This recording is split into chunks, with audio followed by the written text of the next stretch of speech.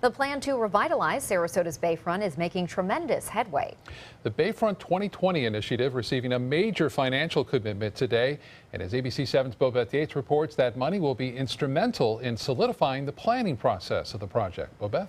Well, from a group of interested citizens to an actual planning board, the Bayfront redevelopment project is moving forward and they have the funding to prove it.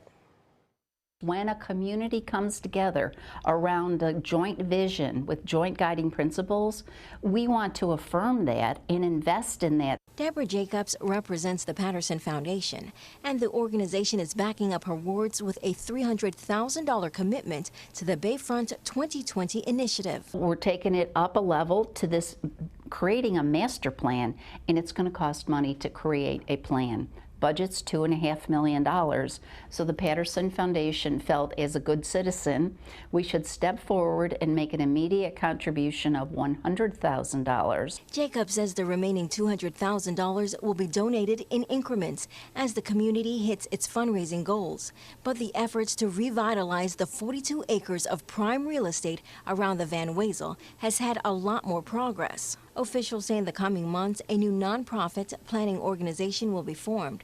But since the property is owned by the city of Sarasota, city officials say they will play an active role in the process. At every phase, they're going to have to achieve consent of the governed of the city of Sarasota, because we as city commissioners have a stewardship obligation for the public. As part of their obligations, city officials took a trip to Carmel, Indiana, to learn best practices from a similar project implemented there. Commissioner Chapman says they saw some positives and negatives, and now their goal is to ensure the final Bayfront 2020 plan will work for this area. We need to make sure that we protect that very valuable asset for the public, because it belongs to the citizens of the city of Sarasota. The 9-member planning board, which will include a city official and representatives from area arts and cultural groups, will also have to manage environmental issues, parking, traffic, and other concerns. Obstacles Jacob is confident will all work out in the end. For the last 3 years